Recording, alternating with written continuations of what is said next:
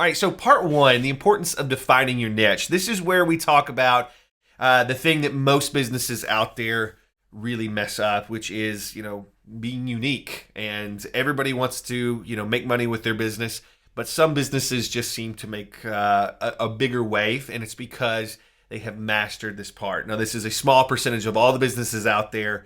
This is the thing that most businesses don't know how to do. If you hear all the scary statistics about most businesses close within the first 3 to 5 years of being in business, it's because they don't do this correctly. And that's what we want to dive into. So let's dive into part one, the importance of defining your niche. So why do most businesses struggle? And that's the thing that I think most people have a really tough time with. We all start a business because, number one, we're typically passionate about something. But number two, it's because we want to make money. We want to be in charge of our own lives. What ends up happening, though, a lot of times is we end up looking so much like our competitors that we don't have a way to distinguish ourselves in our marketing. And so our marketing ends up being this really, really boring thing. So as you can see with this particular picture, most businesses, even though they may be called something different, even though they may, be in a different location, they end up looking a lot like each other. And the number one thing that we hear when we're working with clients who don't have how to stand out figured out is they think that their customer service and the way they treat people is what makes them stand out. And listen, that's a given. You have to have that down. Every business that's going to stay in business has to have their customer service down. But it's not going to be something that makes you stand out. And this is why most businesses struggle, is they look almost exactly like in their service offerings what their competitors do. And the big thing to keep in mind here is this, is when you are in business, you want to have a large market of people that will come in and spend money with you. And the natural tendency is this. We want to not scare anybody off because we want to have as many people come in as possible. But what ends up happening is because we are kind of setting our business up to where we're not defining a very defined group of people that we're after because we don't want to turn anybody away, we end up making it extremely difficult for people to know why they should come in. Really successful businesses are laser targeted to a specific segment. They do set themselves up to turn people away because they're not a good fit for them. But that's the thing. The people that you laser target on will tell everybody that is like them, and they will get a viral thing going for your business because all of a sudden they feel like they're home. Not just, oh, I happen to go to this place that is for everybody. Nobody wants that. Somebody wants something that's custom fit for them.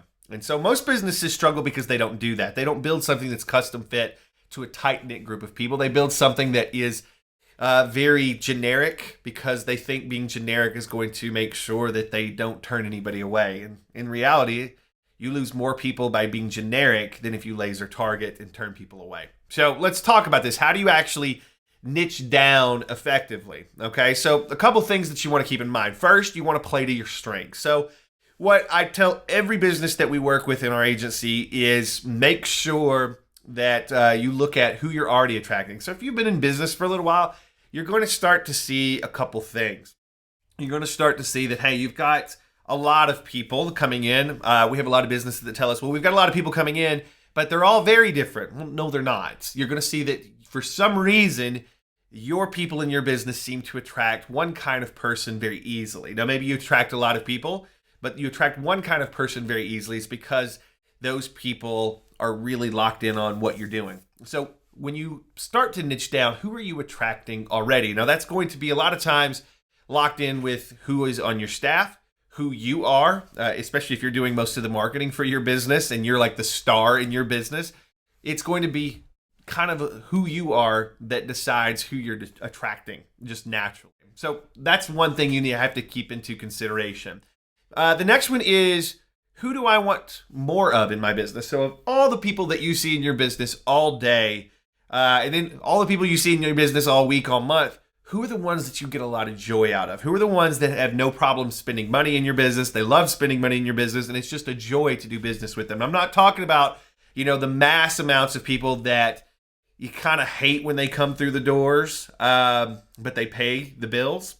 I'm talking about if you could multiply one or two of your customers and just get more of them, what would that look like? Who would that person be? Okay, so the next thing is, who are the most profitable customer types? Who are the ones that when they come in, they make a big impact because they spend a lot of money, that the transactions are much, much bigger. So just one of those customers equals 10 to 20 of your average customers. And that's something that we want to consider. So those are the big things. Who am I already attracting? Who do I want more in my business because they make doing business a lot more fun? And who are the most profitable customer types that come through the door? Now, those things may not line up perfectly all the way through, but a lot of times if you really dig into it, you'll start to notice that the ones that you're naturally attracting just happen to be the ones that you want more of in your business, and just happen to be the ones that are the most profitable customer types. And if those three things don't line up, then this next section here, the dig down 3 layers, is going to help a lot. So just as an example, we're going to go through an exercise called the 3-layer down technique. It's just a method that we use to actually help our clients in our agency to really figure out what they're all about. So when most people come to us, they think, well, I do this. So in this example, we're going to talk about like a chiropractor. So a chiropractor says, I'm a chiropractor, I help everybody. That's great, but you're not going to stand out versus the 8 to 25 other chiropractors in that town or city that are chiropractors and they're general practitioners too. Because like I said, 99% of businesses out there don't specialize. So this is how you win. So chiropractors are first layer. Okay, so maybe doctors and health community is the top layer. Chiropractor is our next layer. This is about as deep as most people go. So let's dig down another one. Chiropractor who specializes in female care. So, of course, you're going to cut out a lot of your male population there. But still, you're going to create a home for females that it feels like it's theirs. Okay, so not only are they going to make up for all the people that you lose with referrals, but your advertising and marketing can be more focused too. So you're not just throwing things out for everybody. And shotgun advertising is terrible. When you specifically talk about something and why those people are benefited from it, that's big. So, that's it. That's 2 layers down. Let's go 3 layers down. Chiropractor who specializes in pregnant female care. So this is going to be a chiropractor who is totally focused on the female population, but more specifically, the female population that just happened to be pregnant at the time. And so that's what you want to do. And this gets really, really scary to a lot of people because you're effectively saying, I'm not for a big segment of the population, but that's exactly what makes a business extremely special. Number one, you'll get more skilled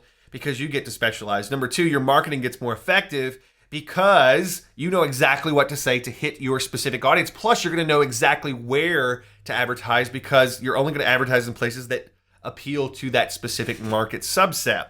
But after that, the people that you've got coming through the door now know what to tell their friends that you are good at, that you are a specialist in. So let's talk about that a little more. Why you have to become a niche specialist. When you define your ideal audience, you can effectively change your marketing to speak directly to them. This allows you to laser target, and this is key because of the next thing that we're going to do in the next section, and it's called a jaw-dropping offer.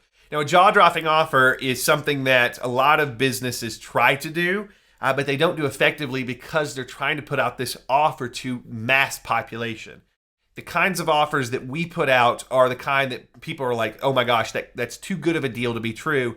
But they really pay attention because the deal is so specific to their group of people. Like it's them. It was like you built this offer for them, not everybody else, just for them. So think about in the chiropractic example that we were using on the previous slide, think about that. We are building an offer that would be so attractive, but just to pregnant females. And that eliminates a lot of folks. So people that are pregnant females that happen to see that feel like it was custom built for them. And that's where things get interesting. So let's dive in. Let's talk about this jaw-dropping offer concept.